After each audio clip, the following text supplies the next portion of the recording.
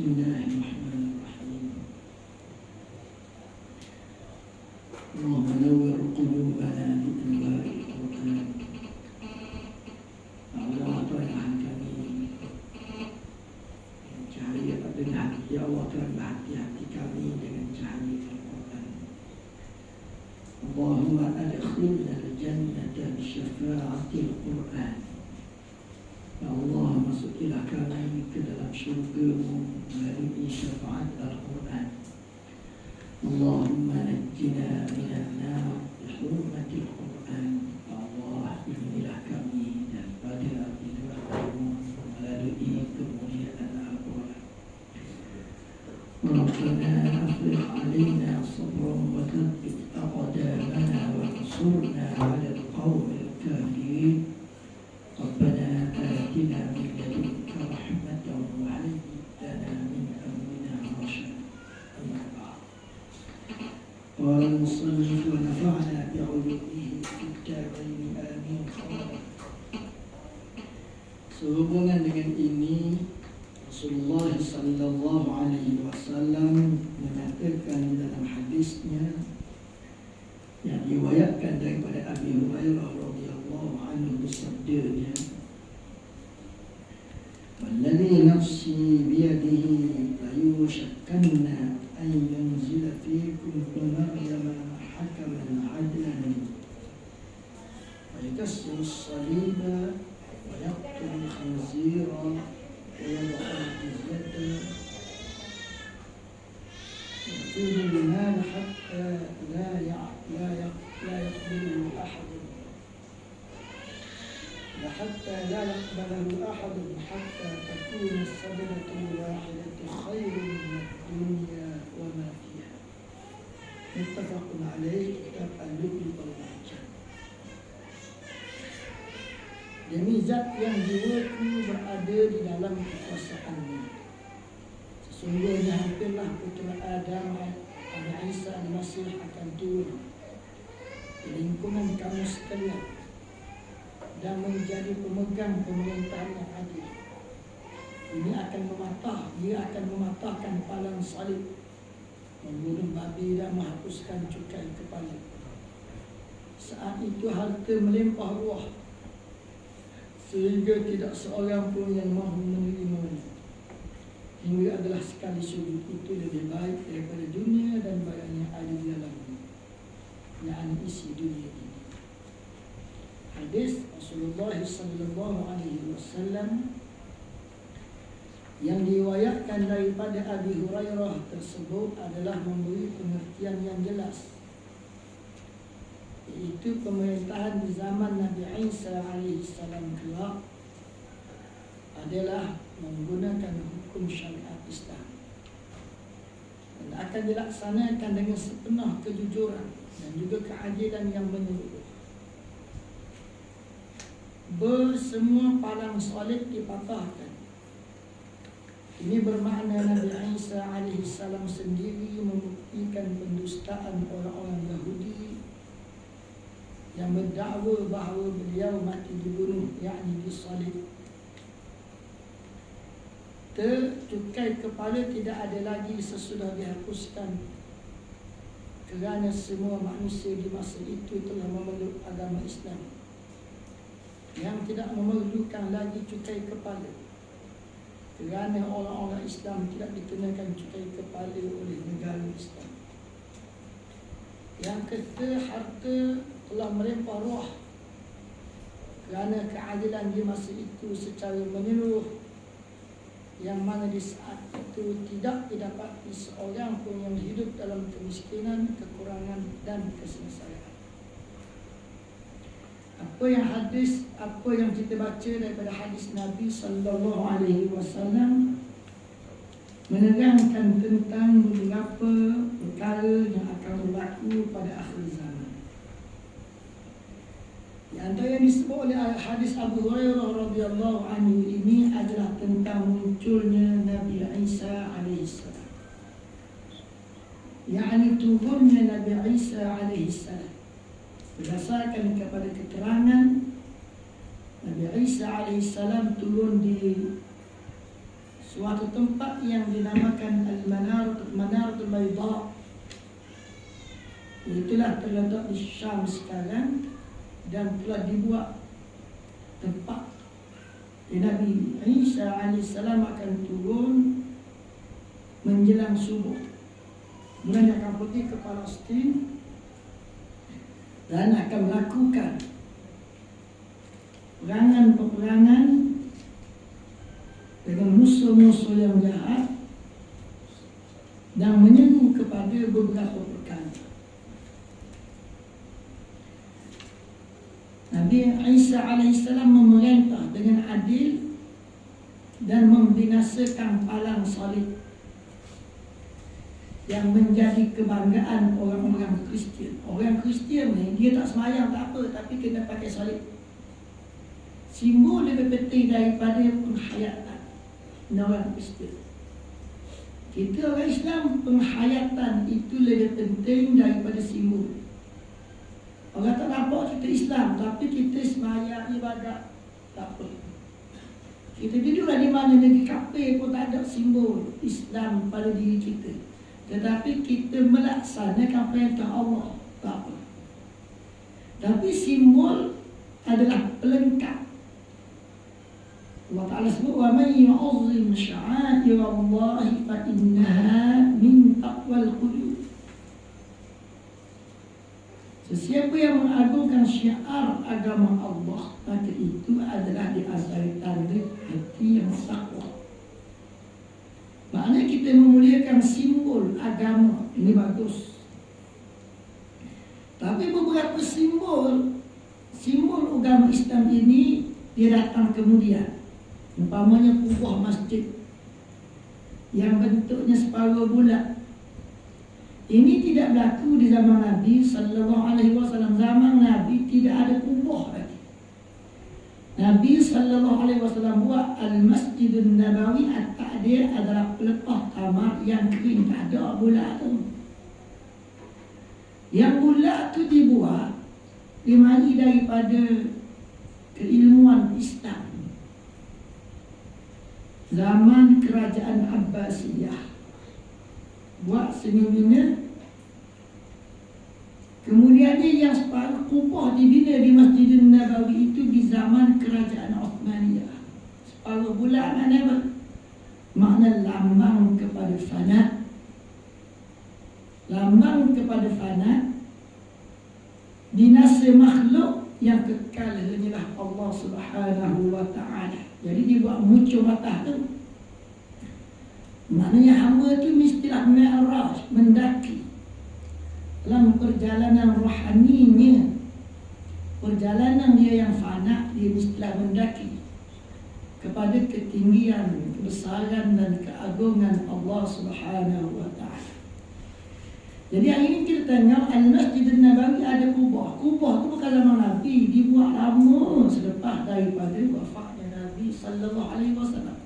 Tapi dia telah diakui menjadi simbol syiar agama Islam. Kita sanjungi, tak apalah. Menjadi pelengkap yang mulia.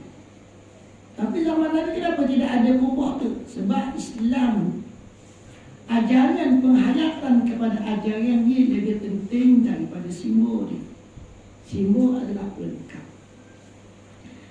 Dalam ajaran Kristian, simbol dia penting. Tidak menghayati ajaran dia. Orang yang pakai cross, pakai salib di tubuh dia tu, minum air, dedah aurat, zina dan sebagainya lagi.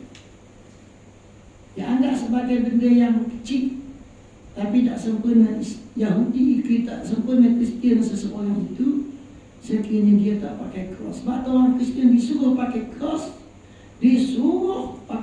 pakai lambang salib ini lebih ditekankan, lebih bersungguh lebih banyak daripada dilarang zina, minum arak dan sebagainya. Cross ni sebenarnya bukan ajaran Nabi Isa alaihissalam pun. Di satu ketika ajaran Kristian, ajaran Nabi Isa telah dirosakkan oleh orang Yahudi. Mula-mula pengikut Nabi Isa ni tak lama. Pengikut Nabi Isa ni sikit je. Kemudian Allah Ta'ala takdirkan negara Palestin diserang oleh orang Rom. Bila negara Palestin diserang oleh negara Palestin waktu itu diserang oleh orang-orang Rom, oleh tentera Rom. Tentera Rom yang ganas-ganas ini bila dia menemui kelembutan pengikut Nabi Isa, dia jadi tersentuh hati dia. Lalu mereka menjadi nak mengikuti ajaran Nabi Isa alaihissalam. Orang Yahudi ni yang menolak ajaran Nabi Isa alaihissalam, bila mengetahui beberapa pembesar Rom, beberapa panglima Rom berminat nak tahu ajaran Nabi Isa, nak ikut ajaran Nabi Isa, mereka pun jadi bimbang. Mereka jadi bimbang, takut sekiranya mereka ditindas, dizalimi, maka mereka kata, jom marilah kita ni mengaku kita ni pengikut Nabi Isa. Jadi tentera Rom tak tahu bahawa yang mengaku pengikut Nabi Isa tu bukan pengikut Nabi Isa. Kerana Rom ni dia datang daripada luar, dia tak kenal orang tempatang. Maka Yahudi ni mengaku kerana nak pangkat, kerana nak mengelak daripada kena zalim, kerana nak melepaskan hidup, mereka mengaku mereka adalah pengikut Nabi Isa. Tapi mereka tak ikut ajaran Nabi Isa. Mereka nak masyhur lagi, mereka pun cerita Nabi Isa jual macam ni. Ajaran mereka mendakwa ajaran Nabi Isa macam ni, sedangkan mereka tidak belajar ajaran Nabi Isa yang sebenarnya. Maka berlaku penyelewengan. Hak mana ajaran Nabi Isa yang sebenar tak tahu. Setelah mana mereka berjaya menguasai, orang Yahudi yang sesat ni, yang nak menguasai ajaran Nabi Isa ni, berjaya menguasai masyarakat. Akhirnya kerajaan Rom berpegang dengan pengajaran yang dikatakan ajaran Nabi Isa, tetapi bukan ajaran Nabi Isa yang sebenarnya. Jadi Yahudi berjaya mempengaruhi pembesar-pembesar Rom, memperdayakan mereka. Pembesar Rom telah berpegang dengan ajaran palsu Nabi Isa. Bila Rom ni pegang hak tak betul, ni satulah nasib malam dalam sejarah. Rom yang besar ni, sebab power ni nak kuat, kena buat satu simbol. Nak bagi perang pakai bendera zaman dulu. Bendera tu nak buat bendera macam mana? Nak buat sesuatu yang baru pula lah. Maka mereka masuk dalam satu kampung Afrika. Aja orang Afrika ni menganut Kristian. Orang kampung tu kaedah perubatan mereka adalah menggunakan cara pakoh. Ambil kapur pakoh jadi cross. Ambil kayu ikat, dua palang diikat jadi cross. Kat tepi rumah, maka rumah mereka selamat daripada penyakit. Allah Ta'ala buat macam tu. Lalu mereka kata, ini lambang yang mulia, marilah kita ambil lambang ni, kita jadikan lambang agama kita. Dia buat pada bendera. Bila Rom nak pergi serang negeri sana, negeri Rom ni negeri Rom yang Allah Ta'ala bubuh nama Suratul Rum.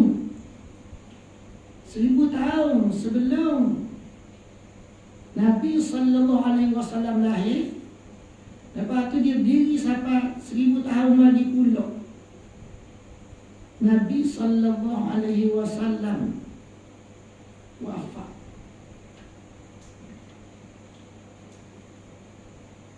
Dalam tempoh yang lama Rom ni wujud. Jadi dia menyebarkan pengaruh dia, perang sana, perang sini, perang sana, perang sini, termasuk menguasai Eropah, Afrika dan juga Asia. Luar kerajaan Rom ni. orang tu dia letaklah lambang salib. Akhirnya lambang salib diakui sebagai syiar agama Kristian. Sedangkan lambang salib itu tidak ada kena-mengena dengan Nabi Isa alaihissalam. Cuma orang Yahudi itu menipu manusia, lebih-lebih lagi menipu kerajaan Rom dengan menyatakan bahawa Nabi Isa itu telah dibunuh. Ada suatu alam, maka palang itulah yang menjadi simbol agama kita, agama orang Kristian. Palang itu tak wujud sebenarnya. Memang ada cerita kena palang, kena bunuh tu di palang ataupun tidak, tak tahulah.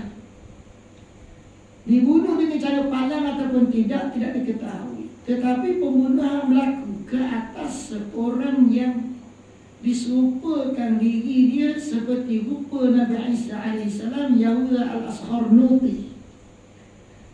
Mereka pakat Yahuza al-Askharnuti, mereka bunuh. Bunuh macam mana? Allah alam, tidak diketahui. Tapi kemudian hari mereka kata itu Nabi Isa telah dipalang. Maka kita jadikan palang itu syiar agama kita, agama Kristian lah maksudnya.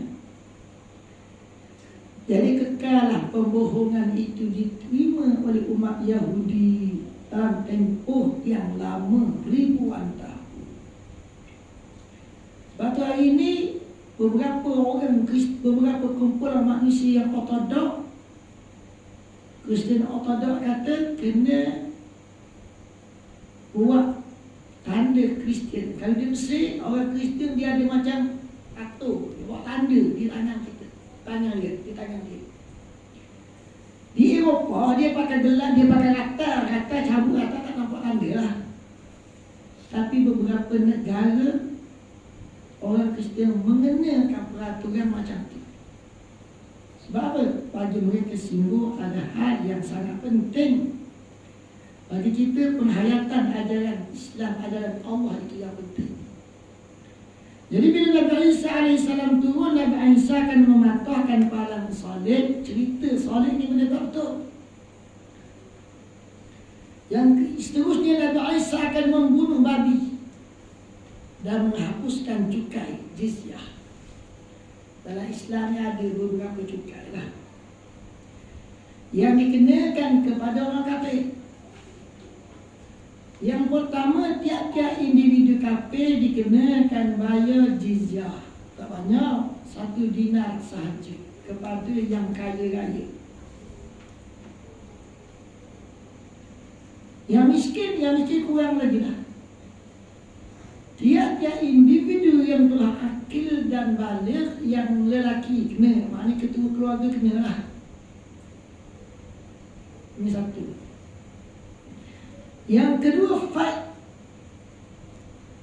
dan kharaj. Kharaj ini maknanya hasil yang orang kafir tanam di negeri Islam, orang kafir kena keluarkan satu jumlah yang kecil, diserahkan kepada kerajaan Islam. Kena serahkan, orang Islam pun kena serahkan juga dalam satu bentuk yang dinamakan dengan nama zakat perdagangan, zakat pertanian. Kena juga. Orang kafir pun kena juga. Kharaj. Fight ini ialah yang orang beriman perolehi, negara Islam perolehi melalui jalan-jalan yang bukan haram. Jadi apabila dalam sejarah inilah yang dilakukan, walaupun kadang-kadang dibubuh nama dengan macam-macam nama, asalnya jizyah lah. Lepas tu bubuh nama lain, tak apa, tak ada masalah, boleh. Kemudiannya bila turun Nabi Isa alaihissalam, Nabi Isa akan hapuskan benda ni. Kerana apa? Kerana orang-orang Yahudi dan Nasrani telah menganut agama agama Islam, mengikuti Nabi Isa yang beramal dengan syariat Nabi Muhammad sallallahu alaihi wasallam. Dan satu perkara yang disebut dalam hadis ni yang kita perlu gerungnya ialah Allah Ta'ala jadikan manusia berada dalam keadaan rezeki yang melimpah, yang banyak. Dan manusia menjadi asyik, ralik untuk mencari harta kerana ada banyak, dapat banyak lagi. Ada banyak, nak banyak lagi. Digambarkan dalam bentuk tidak ada lagi orang yang mahu menerima pemberian kerana masing-masing memiliki harta yang banyak. Mana Allah Ta'ala keluarkan peluk bumi itu, kekayaan peluk bumi sebelum datangnya kiamat. Seterusnya keluar Ya'juj dan Ma'juj. Di dalam Al-Quran tidak diterangkan siapakah dia kaum Ya'juj dan Ma'juj. Tapi menurut asal bahasa, kedua-dua perkataan ini artinya satu bangsa yang tabiatnya suka menceroboh, menyalakan api rusuhan, membuat kekacauan kacau bilau dan merosakkan kehidupan manusia. Keluarnya Ya'juj dan Ma'juj ke bumi ini di akhir zaman kelak adalah di antara tanda-tanda yang besar, al-alamatul kubra, yang menunjukkan bahawa hari kiamat itu sudah sangat hampir tiba. Tanda ini telah disebutkan oleh Allah Ta'ala dalam Al-Quranul Karim, firman-Nya, ثم أتبع سببا حتى إذا بلغ بين السدين وجد من دونهما قوما لا يكادون يفقهون قولا قالوا يا ذا القرنين إن يأجوج ومأجوج مفسدون في الأرض فهل نجعل لك خرجا على أن تجعل بيننا وبينهم سدا قال ما مكني فيه ربي خير فأعينوني بقوة أجعل بينكم وبينهم ردما آتوني زبر الحديد حتى إذا ساوى بين الصدفين قال انفخوا حتى إذا جعله نارا قال آتوني أفرغ عليه قطرا فما استطاعوا أن يظهروه وما استطاعوا له نقبا قال هذا رحمة من ربي فإذا جاء وعد ربي جعله دكاء وخر موسى صعقا. Budak ia berpatah balik menuju jalan yang lain, jalan sebelah utara Zulkarnain. Sehingga apabila ia sampai antara dua gunung, ia dapati di sisinya satu kaum yang hampir-hampir mereka tiada dapat memahami perkataan. Mereka berkata, yakni orang tempatan kat situ berkata, hai Zulkarnain, sesungguhnya kaum Ya'juj dan Ma'juj sentiasa melakukan kerosakan di bumi. Oleh itu, setujukah kiranya kami menentukan sejumlah bayaran kepadamu dari hasil pendapatan kamu, dari hasil pendapatan kami, dengan syarat engkau membina sebuah tembok di antara kami dengan mereka? Ia menjawab, Zulkarnain menjawab, kekuasaan dan kekayaan yang Tuhanku jadikan daku menguasainya lebih baik daripada bayaran kamu. Oleh itu, bantulah kamu dengan tenaga kamu beramai-ramai. Aku akan bina antara kamu dengan mereka sebuah tembok penutup yang kukuh. Maka bawalah kepadaku ketulan-ketulan besi sehingga apabila ia terkumpul separas tingginya menutupi lapangan antara dua gunung itu, ia pun memerintahkan, Nabi Zulkarnain pun memerintahkan mereka penduduk kat situ membakarnya dengan berkata, tiuplah dengan alat-alat kamu sehingga apabila ia menjadikan merah menyala seperti api, ia berkata, bawalah tembaga cair supaya aku tuangkan ke atasnya. Maka mereka penduduk kat situ, tempatan itu berkata, maka mereka tidak dapat memanjatnya. Ya'juj dan Ma'juj tidak dapat memanjat tembok tersebut. Dan mereka juga tidak dapat menembok menebuknya. Setelah itu berkatalah ia, Zulkarnain berkata, ini adalah satu rahmat daripada Tuhanku.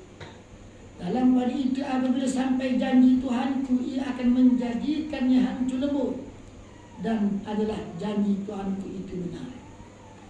Ayat ini nak cerita kepada kita bahawa akan muncul di akhir zaman Ya'juj dan Ma'juj apabila tembok yang dibina oleh Zulkarnain ini pecah.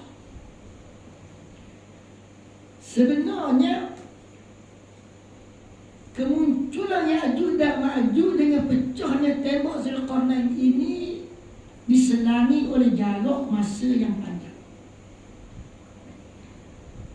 Ayat ini nak cerita kepada kita bahawa Ya'juj dan Ma'juj ni manusia biasalah, bukan King Kong dah. Asalnya nama Ya'juj dan Ma'juj, Ya'juj wa Ma'juj, nama dua orang, dua beradik. Dua beradik, dua ini mari daripada salah seorang keturunan Nabi Nuh AS. Ada ulama kata daripada keturunan Sam, ada ulama kata daripada keturunan Yafid. Yang kuatnya ialah mereka dua orang ini daripada keturunan Yafid, sepupu dengan Parsi, sepupu dengan Turki. Parsi ni nama orang, Turki nama orang. Nah, disebut kataan Turki. Jadi apabila Yafid duduk belah sini, belah timur ni, dia bagi tanah ke anak cucu dia, mu Parsi duduk sini. Parsi ni beranak cucu, maka dipanggil tempat tu dengan nama tanah Parsi, negeri Parsi. Negeri Iran lah. Negeri Parsi makna apa? Kawasan tu didiami oleh anak cucu, toknyang dia nama Parsi. Lama sikit, lama tu dipanggil dengan nama tanah Turki. Tanah Turki ni, penduduk kat situ akhirnya panggil, disebut dengan nama Turkistan. Tan tu maknanya tanah lah, negeri lah tan tu. Turkistan maknanya tanah yang didiami oleh anak cucu. Toknya asal nama dia Turki. Betul dia pecah pula. Pecah. Hak daripada sini pergi duduk tanah sana, dia bina kemajuan hebat. Maka lahir pula dipanggil dengan nama Krom. Krom ni negeri dia hari ni orang panggil Crimea. Dia duduk dalam negeri Ukraine. Jadi patut mereka pecah. Maknanya bila ramai mereka berpecah dengan beberapa bangsa. Lepas tu pecah lagi pula, naik bangsa baru pula, pecah lagi pula, naik bangsa baru pula. Hari ini Turki ni, Turkistan ni terdiri daripada beberapa kabilah seperti Uzbekistan, Tajikistan, kemudian Kazakhstan, kemudian macam-macam. Ini adalah bangsa Turkistan yang baru. Sebelum tu ada dah bangsa Turkistan yang lama. Jadi pada zaman itu, pada zaman dulu tu, keturunan Ya'juj dan Ma'juj berkembang, sebagaimana juga keturunan Parsi berkembang, keturunan Turki berkembang.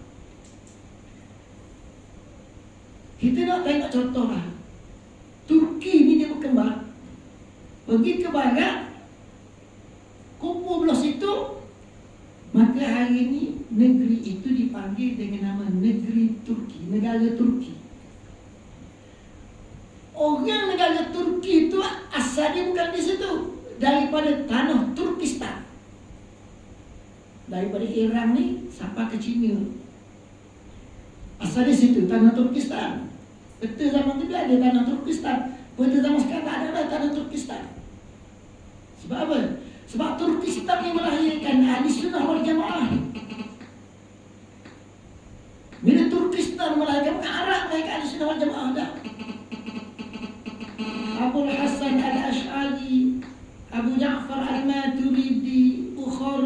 Muslim, surah Abi Daud, itu semua orang tu Kristen mereka. Jadi mereka berkembang, mana mereka belajar, merantau. Jadi hari ini kita tengok negara Turki itu duduk belah mana? Belah barat. Belah barat. Daerah dia Bola Bintang. Daerah Bola Bintang tu adalah daerah yang digunakan oleh Alif Arsalan masa penyebaran Ahli Sunnah wal Jamaah. Alif Arsalan ni duduk tu dekat kawasan Cina tu. Sebelum sampai ke negeri Cina namanya. Antara Iran dengan Cina. Nak cerita apa? Nak cerita manusia zaman dulu berpindah rana sehingga meninggalkan kampung asal mereka, berkembang-kembang. Maka kita tak tahu secara kita jadi keliru. Ingat situ asal Turki dah. Itu negeri tempat dia bagi kembang. Asal dia tu belah timur lagi. Itu contoh Turki lah. Pasti dia berkembang juga sampai ke India. Tapi tidak bernama Parsi lah. Ajaran Hindu dan ajaran Buddha, pemikiran ajaran tu mari daripada Parsi. Cuma orang Parsi itu pergi belajar ke India, dia buat ajaran orang kata tumbuh di India. Mula-mula Buddha tumbuh di India. Lepas tu mari generasi yang seterusnya, hampa orang Buddha ni duduk tempat Buddha tadi, maka dia bubuh ajaran baru, buat ajaran baru pula, nama dia Hindu. Jadi kita kata dalam sejarah kata Buddha dan Hindu tumbuh di India. Tapi orang tukar tanam tu, tukar menemukan siapa dia? Orang daripada Parsi. Ini cerita Melayu. Ya'juj dan Ma'juj juga macam tu lah, kembang. Tapi oleh kerana Ya'juj dan Ma'juj nama panjang, asal dulu Ya'juj dan Ma'juj dua beradik ni jahat. Dua beradik dapat anak menikah. Nikah maknanya sepupu. Sepupu ni menikah dapat anak. Anak ni dinamakan keturunan Ya'juj dan Ma'juj. Keturunan Ya'juj dan Ma'juj bukan semua jahat. Ada yang jadi baik. Hak jahat siapa dia? Tonyang dia hak jahat. Cucu-cucu ada hak jadi baik. Tetapi ada juga yang mewarisi kejahatannya. Okay. Setelah jadi kembar, mereka berpecah kepada beberapa bangsa pula lah. Di antaranya bangsa Azerbaijan dan sebagainya lagi. Jadi tanah Azerbaijan tu tanah anak beranak yang kita maju lah. Tapi yang jahat, yang baik ini tak nak mengaku. Yang baik ini menggelarkan anak beranak mereka hak jahat tu dengan nama Ya'juj dan Ma'juj. Mereka ketua hak baik, ketua Ya'juj dan Ma'juj juga sembunyikan bahawa mereka keturunan Ya'juj dan Ma'juj. Apa tak? Maknanya tanya-tanya buat jahat, anak cucu cici hak baik ada. Anak cucu hak baik tak nak mengaku dia keturunan tanya hak jahat. Lepas tu dia ubah nama 3-4 rupu dia hak jahat tu dengan nama tanya dia hak jahat. Jadi di sini bila Zulkarnain datang, maka di sini ada penduduk, di sini ada penduduk. Tanah Ya'juj dan Ma'juj berlaku. Tanah asal Ya'juj dan Ma'juj berlaku. Tapi yang ni duk namakan orang ni dengan nama Ya'juj dan Ma'juj, mereka pun anak beranak sama je. Tapi orang ni jahat ni baik. Maka bila Zulkarnain mari, mereka yang baik ni mengadu kejahatan Ya'juj dan Ma'juj, maknanya mengaku kejahatan anak beranak mereka. Lalu mereka kata, Ya Zulkarnain, inna Ya'juj wa Ma'juj mufsiduna fil ardi, fahal naj'al laka kharjan ala an taj'ala bainana wa bainahum sadda. Hak baik ni kata, kami rela dikutik cukai. Kharjan makna dia kharaj, cukai. Kami rela dikutik cukai. Tuan pemerintah sebagai pemerintah, kami asalkan Tuhan buat satu projek besar, buat tembok tinggi yang memisahkan kami daripada anak-anak kami yang jahat. Tapi tak ada aku nak beranak. Sebab yang ni asyik tindas yang ni.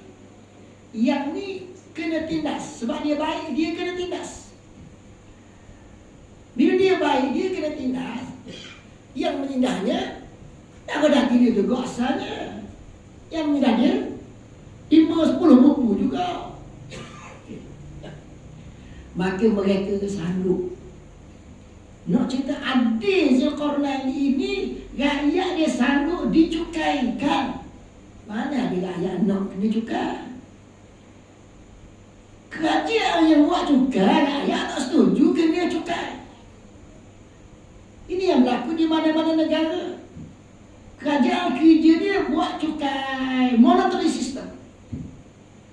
Tapi di zaman Zulkarnain sebaliknya. Rakyat rela dicukai. Bila rakyat offer pada Zulkarnain buatlah cukai pada kami, Zulkarnain buat tak? Terima dah offer tu. Allah Ta'ala cerita dalam Al-Quran. Zulkarnain jawab apa? Qala ma makkanni fihi rabbi khairun. Tamkin yang Tuhan kurniakan kepada aku itu adalah lebih baik. Zulkarnain tak ambil cukai. Tak ada offer, buat cukai kepada kami dah apa, asalkan kami ni diberikan keamanan. Zulkarnain dah ambil cukai. Zulkarnain kata, apa yang Tuhan kurniakan kepada aku ini adalah lebih baik. Maknanya apa? Mun taat pada aku hingga ayat jelata adalah lebih baik. Kamu taat pada pemimpin, kamu buat apa yang pemimpin suruh itu lebih baik daripada pemimpin kenakan cukai kepada kamu. Zulkarnain dah ambil cukai. Ayat setuju dah. Sebab apa? Sebab Zulkarnain itu cerdik. Pandai. Di sana tahu nak ambil pasir apa. Yang ada dalam kawasan kita ni dah nak ambil pasir apa. Gabung jadi besi yang kukuh. Kerja kamu ialah dapatkan pasir itu. Kerja aku mula-mula, kerja kamu mula-mula dapatkan pasir. Kerja aku pertama sekali ialah gabungkan pasir-pasir itu untuk menjadi bahan yang kukuh. Ini cerita ni di Banjaran Kaukasus. Jadi setelah mana pekerja, rakyat dia kata kami sanggup bekerja. Kami sanggup bekerja sebab nak kampung kami selamat, nak anak cucu kami selamat, nak keluarga kami sejahtera. Kami sanggup bekerja. Kalau kena bayar cukai pun kami sanggup. Kalau tak kena bayar cukai, sudah molek baru. Ini keadilan Zulkarnain dan kebijaksanaan Zulkarnain. Bukan Zulkarnain nak minta duit sebab apa? Sebab nak beli besi daripada Amerika, daripada Jerman. Dah buat sendiri. Dan negeri yang kuat adalah negeri yang buat besi sendiri. Cerita negeri kuat ni dua, Zulkarnain dan juga Nabi Daud.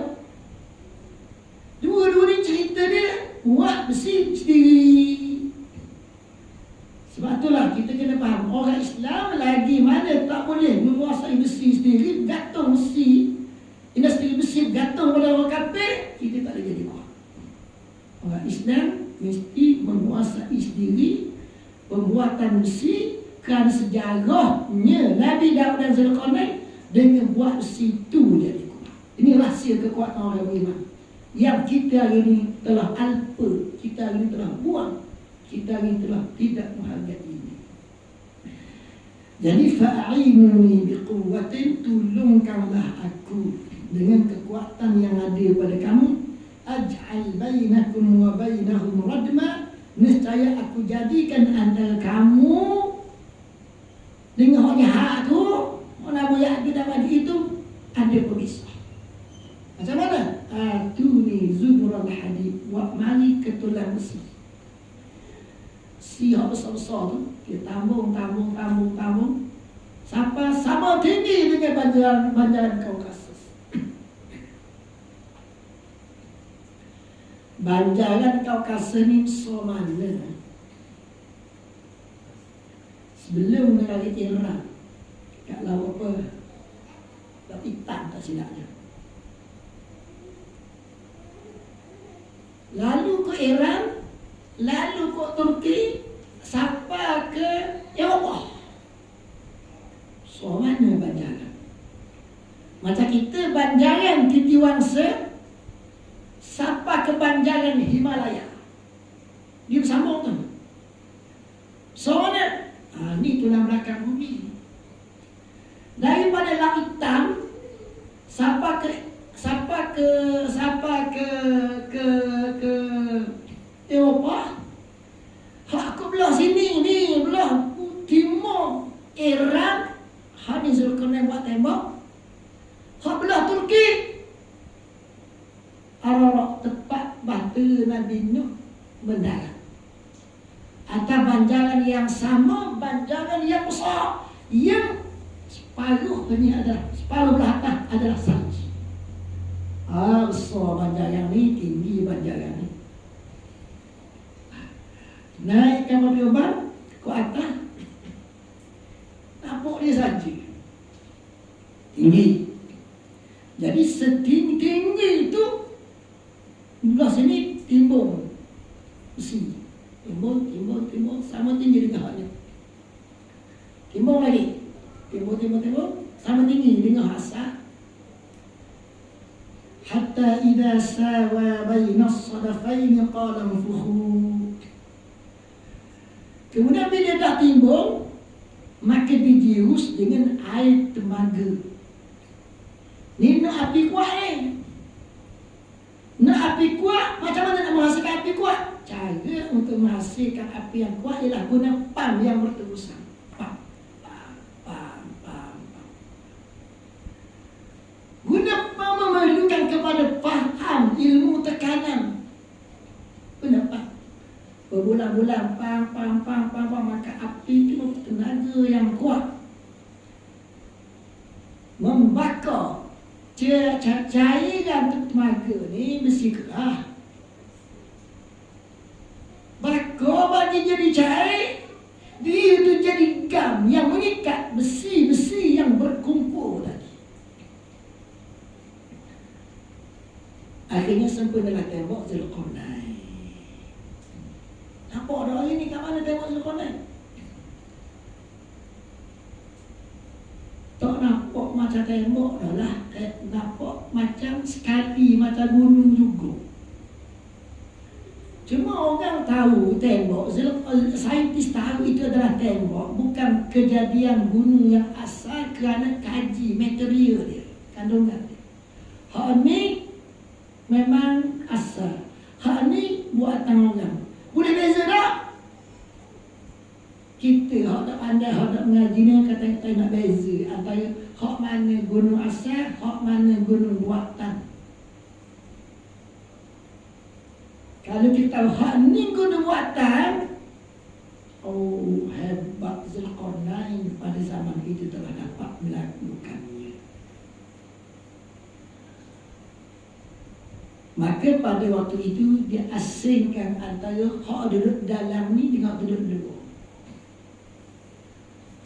Hak duduk luar tu orang tak panggil dah Ya'juj dan Ma'juj, walaupun toknya mereka pun adalah Ya'juj dan Ma'juj. Cohah bernama Azerbaijan ke apa, cohah bernama baru pula.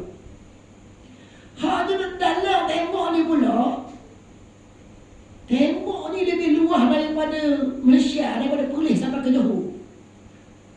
Dalam tu mereka duduk kat dalam, mereka boleh survival kehidupan. Hak ni bertanam, hak ni ternak binatang, kurang bertukar-tukar. Mereka beranak, bercucu, bercicit, dah mati-mati dalam tempoh yang lama. Kemampuan. Cuma mereka tak mampu nak panjat tembok itu. Kalau panjat pun sampai separuh mati, sampai suku jatuh mati. Tak boleh nak melepasi tembok itu sampai ke puncak, keluar ke balik sana. Tak boleh. mereka boleh menjalani kehidupan. Allah ilhamkan kepada mereka untuk membina kemajuan di dalam tembok yang luas itu. Mana tembok tu pun dia beranak bercucu, mana satu negara besar pula, tapi terputus daripada lalu. Sehinggalah datang satu zaman yang menjadikan tembok itu pecah. Pecah ni bahasa simbolik pada masa itu. Bahasa bunga-bunga bahasa pecah ni bukan makna pecah pom gitu. Sekarang tembok tu masih ada, tak ada pecah pom lagi. Yang dimaksudkan dengan pecah di sini adalah sampai satu zaman orang situ buat teknologi, maka mereka boleh panjat, tak jatuh sampai ke puncak, turun ke balik sana. Maka mereka telah dapat keluar daripada kawasan, daripada lingkungan itu, keluar pergi ke China, pergi ke Iraq, pergi ke Rusia, pergi ke Jerman, pergi ke mana-mana pun, pergi ke Eropah. Darah daging ganas mereka itu ada. Zaman ini pecah. Ini mukjizat Nabi sallallahu alaihi wasallam. Sayyidatina Aisyah meriwayatkan di satu ketika Nabi sallallahu alaihi wasallam tidur di biliknya, di bilik Sayyidatina Aisyah. Tiba-tiba Nabi terkejut daripada tidurnya, bangkit dalam keadaan seperti terkejutlah. Nabi kata, wailul lil Arab min syarrin qad iqtaraba. Qad iqtaraba. Celaka kepada orang Arab disebabkan kerosakan yang semakin menghampiri. Maknanya celaka pada orang Arab, maknanya orang Arab akan dapat musibah yang besar. Sebab apa? Sebabnya kejahatan tu nak mari dah. Kejahatan tu nak mari dah. Kejahatan tu nak sampai dah. Apa benda? Telah pecah tembok Ya'juj dan Ma'juj. Pecah sini bukan maknanya pom pecah dah. Pada masa itu beberapa kumpulan duduk dalam tu panjat sampai ke puncak, keluar balik sana. Mereka mula menjadi tentera rupahan. Hidup susah ni, negeri tak ada. Mak negeri dia balik sana dalam tu, keluar ni duduk sampai ke Iran tak ada, sampai ke Turkistan tidak ada tanah air, mereka tidak ada keluarga, mereka primo. Bila orang yang mempunyai tahu mereka tubuh badan gagah, lasak, kuat, hati kering, orang yang nak jadi raja-raja yang besar, upah mereka bunuh orang tu, bunuh orang ni, mereka bunuh orang tu, mereka bunuh orang ni. Maka panglima yang cerdik mempergunakan mereka taktik jadi tentera. Jadi generasi Ya'juj dan Ma'juj, kerjaan pertama mereka adalah, kerjaan pertama mereka lepas keluar tu adalah jadi orang upahan. Bila ramai, jadi tentera. Bila lama lagi, diangkat jadi panglima. Diangkat jadi panglima. Bila lama lagi, dah jadi panglima, tidak orang besar. Nikah dengan anak beranak raja. Lepas nikah dengan anak beranak raja, jadilah anak cucu dia jadi raja lah pula. Maka pada hari ini di antara keturunan Ya'juj dan Ma'juj adalah dinasti beraja di China. Dinasti itu tak ada sekarang ni. Sekarang ni republik. Sebelum republik itu dinasti diraja. Tapi akhirnya dinasti itu berakhir kerana raja itu tak ada anak. Raja tak anak seorang je, pecah. Jadi orang bangkit. Mau situ bangkit, penama kasih tu berkata, hak tu di antaranya mari daripada keturunan ada campuran darah Ya'juj dan Ma'juj. Di antaranya pergi keluar balik sana sampai ke Rusia, kahwin dengan orang-orang Yahudi dan dengan orang-orang Kristian yang duduk di Rusia, bina kerajaan-kerajaan yang dinamakan dengan nama Rusia ini darah Yahudi. Darah Ya'juj dan Ma'juj. Yahudi ada juga darah Ya'juj dan Ma'juj. Maka mereka itu berkembanglah ratusan tahun selepas zaman Nabi, sebelum kemunculan negara Eropah dalam 700 tahun pertama. 700 tahun pertama selepas Nabi wafat. Mereka masuk ke Rusia, masuk ke Jerman, masuk ke Eropah. Di samping mereka masuk ke Iran, masuk ke India, masuk ke China.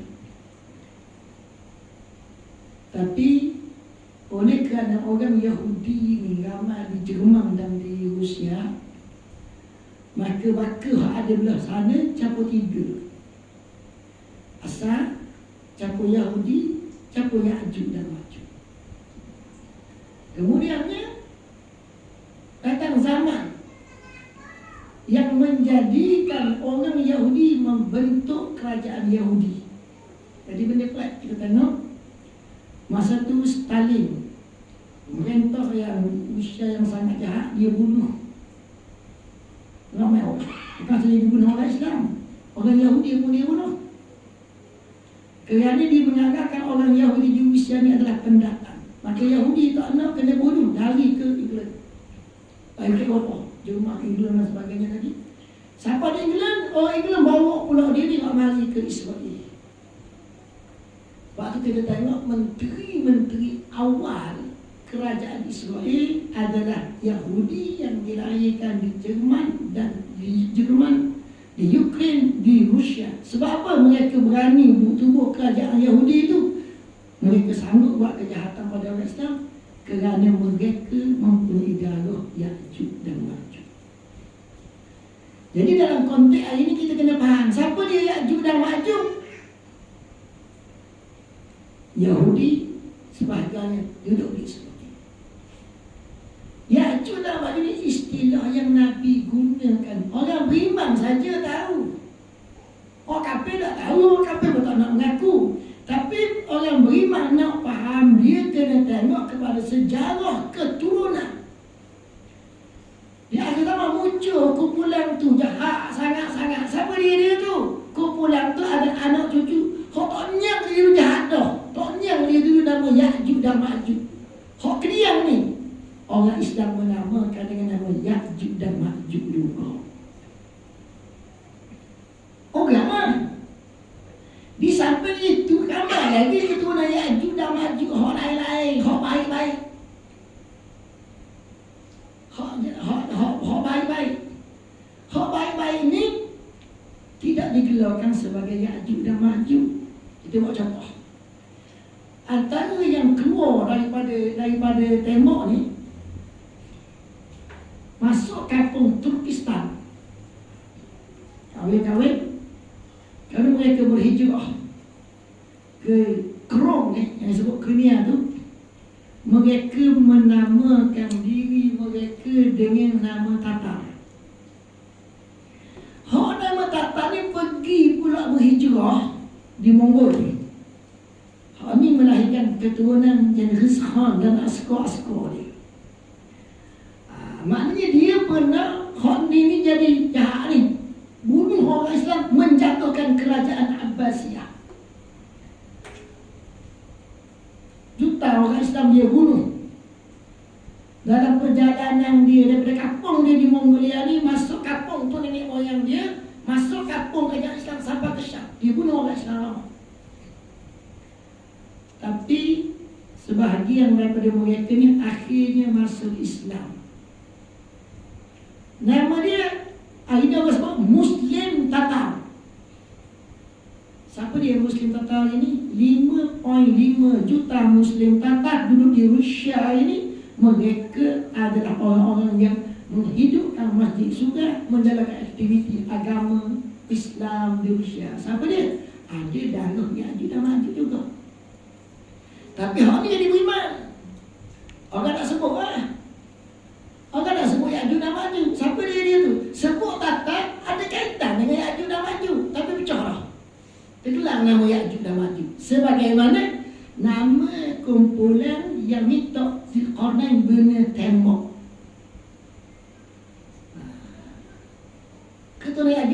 tetapi tidak dipanggil dengan nama Ya'juj dan Ma'juj sebab jadi baik. Nama Ya'juj dan Ma'juj simbol jahat.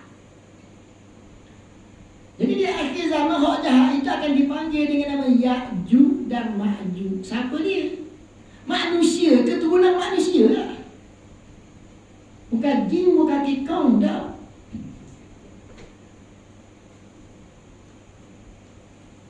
Ya'juj dan Ma'juj muncul di akhir zaman ialah kumpulan yang jahat, mari daripada keturunan yang jahat, diikut nyamuk nenek moyang dia yang jahat, buat jahat macam tu. Ini adalah Ya'juj dan Ma'juj yang akan muncul di akhir zaman. Jadi dia muncul daripada mana? Daripada sekarang dia muncul daripada Yahudi Israel. Banyak muncul sekarang. Teman, hak daripada Yahudi Israel dia akan pecah pula lagi. Akan pecah. Ada di antaranya yang terima Nabi Isa AS. Sebab di negara Israel ini ada juga Yahudi baik dan ada juga Yahudi jahat. Dan berlawan pula situ. Yahudi baik ni, Yahudi orang ikut kitab Taurat, walaupun kitab Taurat itu memang kitab yang diubah, buat parti dia sendiri. Yahudi yang tak nak ikut Taurat dipanggil Yahudi sekular, buat parti dia sendiri, lawan pula. Jadi hak baik ni duduk dalam keadaan keliru. Sehinggalah turun Nabi Isa beri penjelasan, akhirnya mereka ikut Nabi Isa AS, maka jadi terbatal, terkubur ajaran Yahudi. Bukan Yahudi tak ada. Hak ada, no, hak lah jahat no. Hak ni lawan Nabi Isa. Siapa dia? Dipanggil dengan nama Ya'juj wa Ma'juj. Jadi muncul Ya'juj dan Ma'juj akhir zaman ni maknanya nak ceritakan kepada kita perjalanan umat manusia awal sampai akhir pendek saja sebenarnya. Cuma kita rasa kita rasa panjang tu, kita ukur dari perhitungan kita yang semestinya. Cuma kita bayang Nabi kata wailul lil arab min syarrin qad iqtarab. Maksud hadis itu lawak kata yang pertama sekali monggo tata jazri sekarang tadi serang Baghdad, serang tanah Arab. Bila Nabi sebut zaman Nabi bukan keesokan berlaku selalu benda ni. 500 tahun lebih lepas Nabi sebut. Tapi Nabi kata qad iqtarab, zaman tu dekat dah. Zaman tu dekat ada pada 500 tahun lepas pada tu. Dekat apa? Dekat tu pada perkiraan kita yang umur pendek. Pada perkiraan Nabi yang melihat perjuangan tauhid itu adalah perjuangan sambung menyambung antara Nabi dengan Nabi. Daripada Nabi Adam sampai Nabi Muhammad. Lebih daripada kisah perjuangan pendek. Maka 500 tahun Ya'juj Ma'juj mula keluar dari tembok tu sampai bagi serang Baghdad, masa yang pendek. Itu yang pertama. Akan datang lagi Ya'juj dan Ma'juj menyerang di akhir zaman ni.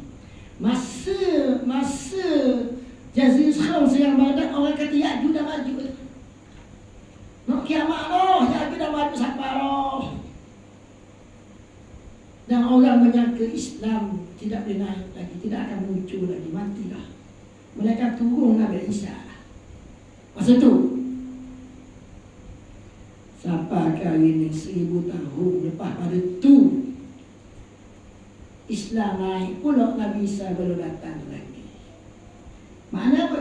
Maknanya 1000 tahun tu pendek juga masa dia. Tapi kalau kita bilang matematik kita ni 1000 tahun lama lah, mati berapa generasi. Mana umur dunia adalah pendek saja. Jadi tanda kiamat sudah hampir, maknanya bukan dengan konteks yang kita faham mengikut pahaman kita yang kebendaan itu. Hatta idza futihat Ya'juj wa Ma'juj wa hum min kulli hadabin yansilun waqta waqtarabal wa'dul haqq fa idza hiya shakhisatun absarul ladzina kafaru ya wailana qad kunna fi ghaflatin min hadha bal kunna zalimin. Demikianlah keadaan mereka hingga apabila terbuka tembok yang menyekat Ya'juj dan Ma'juj, serta mereka melulu turun dari tiap-tiap tempat yang tinggi, dan hampirlah datangnya janji hari kiamat yang benar. Maka dengan serta-merta pandangan mata orang-orang yang kufur ingkar terbeliak sambil berkata dengan cemas, aduhai celakanya kami, sesungguhnya kami telah tinggal di dalam keadaan yang melalaikan kami daripada memikirkan perkara ini. Bahkan kami telah menjadi orang-orang yang menganiayai diri mereka sendiri. Yang akan berlaku di akhir zaman, dan telah berlaku yang seperti itu dalam bentuk yang sangat kecil pada masa kejatuhan Baghdad. Tengah-tengah leka, tengah-tengah seronok, tengah-tengah bergalak, tengah-tengah enjoy, tengah munggu apa? Orang bagi tahu dah, munggu berada di Turkistan sekarang akan mari serang kita Baghdad ni. Orang Baghdad rasa gagah. Orang Baghdad rasa gagah. Orang bagi tahu dah, tentera Baghdad jatuh dah, akan mari serang kita di Syam ni. Orang Syam rasa gagah. Takabur. Tiba-tiba Ya'juj dan Ma'juj itu datang. Sungguh Ya'juj dan Ma'juj hak tamu itu datang. Tentera jasa Nasrani itu datang. Bunuh. Mereka datang dulu seperti air yang turun ke tempat yang rendah. Orang ada tak nak selamatkan diri, mati. Melainkan orang-orang yang dilindungi oleh Allah Subhanahu wa ta'ala. Maka mereka pun jadi menyesal. Tak ada guna, dah mati dah. Melainkan orang-orang yang selamat, beberapa kumpulan yang selamat ni, yang menyelamatkan diri ni duduk senyap-senyap. Tahun, 2 tahun, hinggalah tentera Mongol pergi balik sana dah. Baru pupul balik kekuatan. Dan mereka merasakan mereka perlu meninggikan agama Allah. Betul balik, naik kerja Osmaniyah. Sama tu, dia balik kekuatan tentera, naik kerajaan Osmaniyah. Pada masa itu, masa mereka jatuh itu, mereka menyaksikan dahsyat sangat. Yang akan datang di akhir zaman lebih dahsyat daripada itu lagi. Sebagaimana yang digambarkan di dalam ayat yang kita baca ini. Maka marilah kita melihat bahawa sesungguhnya kesombongan kita itu rasa sedap selesa ni sebenarnya tak seorang pun. Mari ujian yang kecil je kita rasa hilanglah. Hilanglah kesenangan itu. Maka bagaimanakah sekiranya Ya'juj dan Ma'juj muncul di akhir zaman?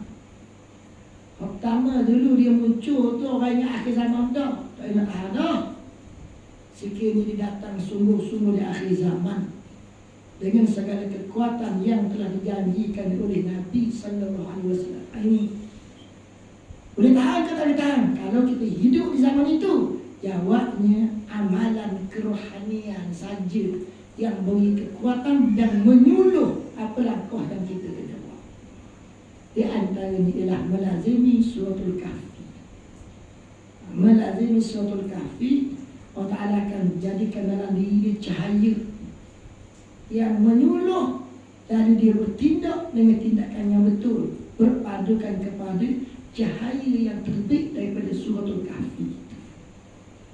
Itulah bersama dengan golongan yang beriman, bersama dengan golongan yang beriman, duduk dalam keadaan mentaati Allah Ta'ala, walaupun kehidupan yang sebegitu boleh mencabut kehidupannya. Boleh duduk atas jalan ni bila dia mati. Mati ke matilah, kekal atas jalan sejati orang ni. Daripada ancaman Ya'juj dan Ma'juj. Maka marilah kita doa kepada Allah Ta'ala dan mengharapkan Allah Ta'ala merahmati kita ketika kita atau anak cucu kita menghadapi ujian-ujian yang besar ini. Allahumma alif baina qulubina wa wahhid sufufana wajma' kalimatana. Allahumma ij'alna min awliyaika as-salihin wa 'ibadika al-muqarrabin. Allahumma walli umurana khiyarana wa la tuwalli umurana shirarana. اللهم يا دافع البلاء ادفع عنا البلاء والوباء والربا والزنا والمحن والفتن والشدائد بلطفك يا لطيف يا كريم. اللهم بلغنا ليلة القدر يا أرحم الراحمين.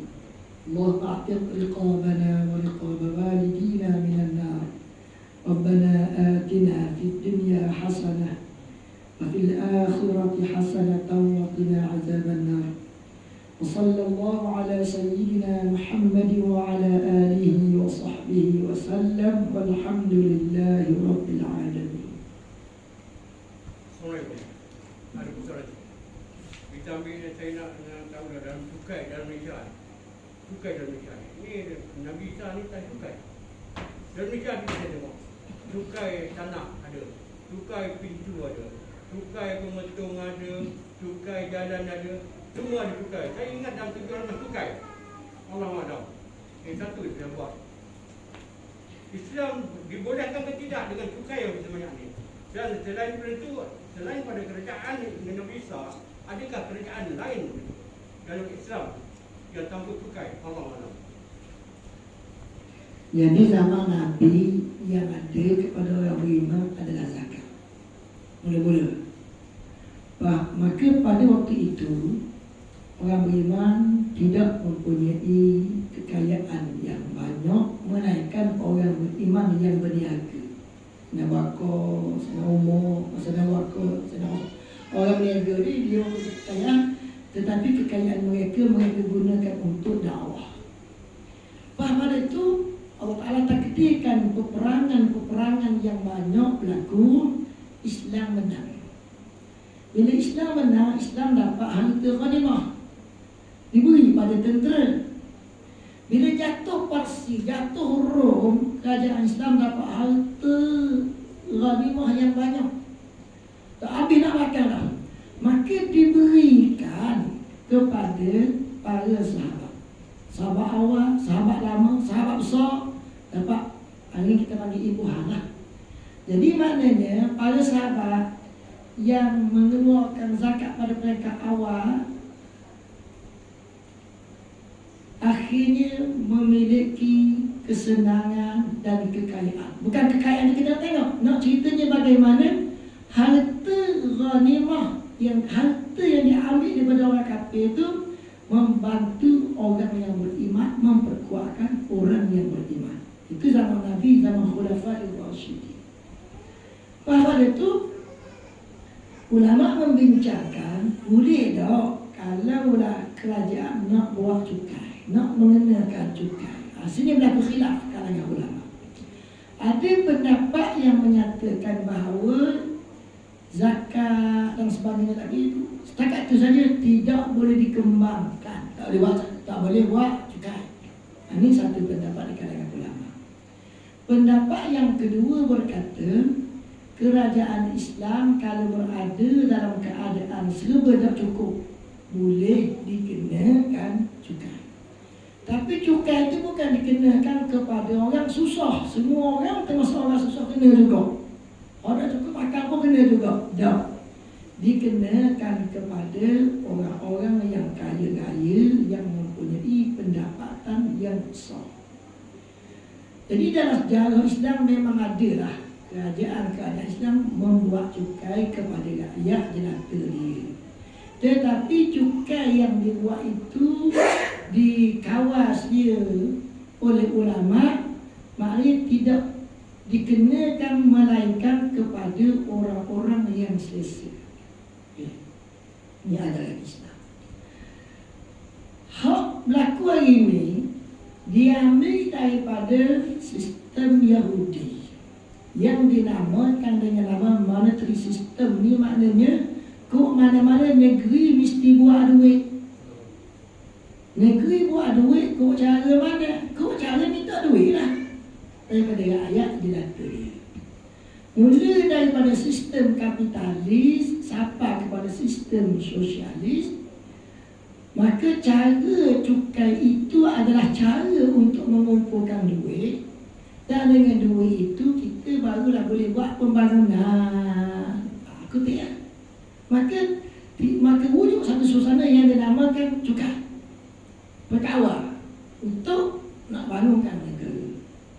Lepas tu berlaku zaman yang seterusnya pula, duit yang terkumpul itu mereka gunakan dengan cara yang tak betul untuk peribadi. Di zaman sosialis, untuk peribadi, untuk yang pegang harta tu, gunakan untuk kepentingan mereka. Maka duit terkumpul belum cukup lagi untuk membangunkan negeri.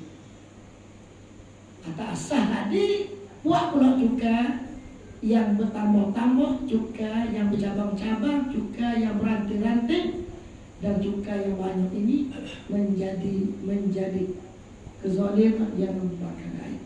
Bukan saja cukai, hak yang kedua, cukai pertama, merintah yang zalim zaman dahulu mengenakan satu dua cukai yang berat, cukai yang berat yang membebankan.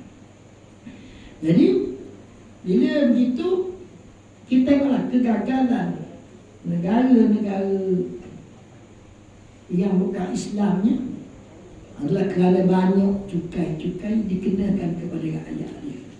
Rom jatuh sebab apa? Parsi jatuh sebab apa? Rom jatuh, Parsi jatuh kerana pembesar-pembesar dia membebankan rakyat dia. Ini sebab jatuh, sebab rosak. Kalau kita balik pada kisah Zulkarnain tadi, wang bukanlah sebagai satu yang paling utama. Cukai bukan satu yang paling utama. Yang paling utama ialah memberikan keselesaan kepada rakyat.